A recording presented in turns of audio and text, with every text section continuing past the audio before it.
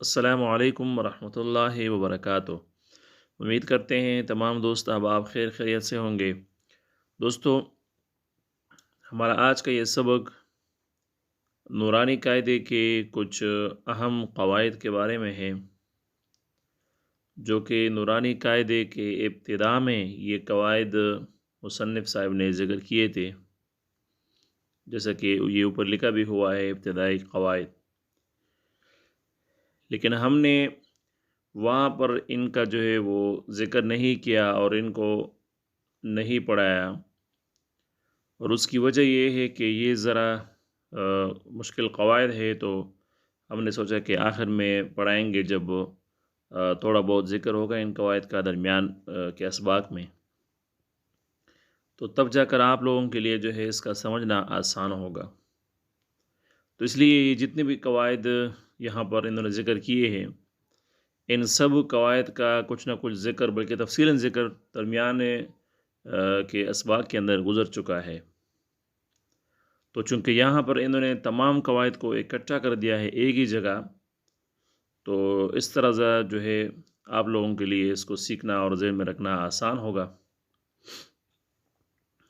تو اس لیے ہم ذرا آخر میں یہ آخری سبق کے اندر ان کو آپ لوگوں کو بتلانا ضروری سمجھتے ہیں۔ تو پہلا قاعدہ ہے حروف حلقی۔ حروف حلقی 6 ہیں، میں آپ لوگوں کو بتلا چکا ہوں۔ حروف حلقی 6 ہے، یہ انہوں نے یہاں پر ذکر بھی کی ہے، حمزہ، ہا، عین، حا، غین، خا۔ اور جو مخارج ہیں 17 مخارج، ان کے اندر یہ تین جو ہے ان کی تین بنتے ہیں، یعنی 3 مخارج بنتے ہیں۔ حمزہ ہا کا الگ مخرج ہے، عین حا کا الگ مخرج ہے، غین اور خا کا الگ مخرج ہے، لیکن حروف حلقی کے اندر یہ 6 اکٹھے ہیں۔ اور حلقیہ میں نے آپ کو بتایا تھا کہ یہ حلق سے ادا ہوتے ہیں، ان کو اس لیے حلقی کہتے ہیں۔ اور دوسری بات یہ بھی ہے کہ حمزہ ہا یہ نیچے سینے کی طرف، عین حا یہ درمیان وسطی حلق سے، اور غین خا وسطی حلق سے، اور عین حا یہ اوپر منہ کی طرف سے ادا ہوتے ہیں۔ اسی طرح حروف قلقلہ یہ 5 ہے، قاف، طا، با، جیم، دال، قطب جد۔ قلقلہ جو ہے اس کو یہ جب بھی قرآن کریم کے در آتے ہیں یہ حروف قاف، طا، با، جیم، دال، تو یہ ان کو ہم ذرا جھٹکا دے کر پڑھتے ہیں موٹا، جیسے اقرأ۔ اس طرح حروف ادغام کو حروف یرملون بھی کہا جاتا ہے، یا، را، میم، لام، واو، نون۔ اس کے قاعدے کے بارے میں بھی میں بتلا چکا ہوں پچھلے سب اسباق کے اندر۔ یہ سبق نمبر 31-32 میں بتلا چکا ہوں کہ اس کا جو ہے وہ قاعدہ کیا ہے، اس کا جو قاعدہ ہے اس کے بارے میں تفصیلاً بتلا چکا ہوں۔ حروف مستعلیہ، موٹے حروف، انہوں نے ذکر کیے ہیں، خا، صاد، ضاد، غین، طا، قاف، ظا۔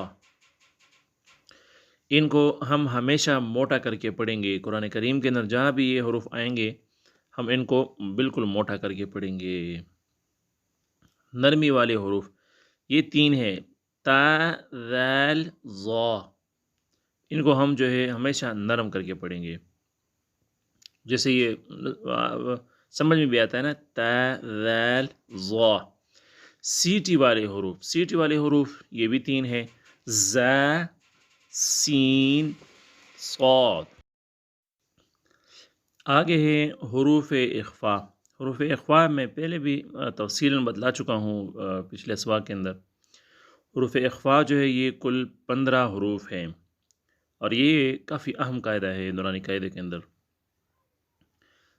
اس قاعدوں کو میں تفصیل پچھلے سب اسباق کے اندر بتلا چکا ہوں، حروف اخفاء کہ ان کا جو ہے اس کا کیا کام ہے، اور یہ جب آتے ہیں تو پھر وہاں پر ہم کس طرح پڑھیں گے اس کو۔ تو امید ہے کہ آپ لوگ پچھلے اسباق دیکھ چکے ہوں گے، اگر نہیں دیکھے تو آپ لوگوں کو دیکھنا چاہیے پچھلے اسباق کو۔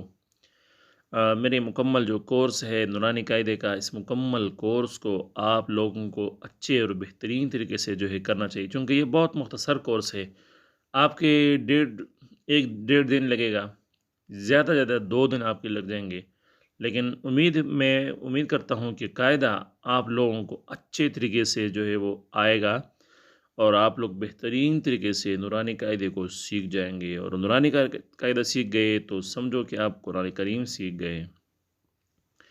تو آج کا سبق اتنا ہی ہے، ملتے ہیں کل، تب تک کے لیے اجازت دیجیے، اللہ حافظ۔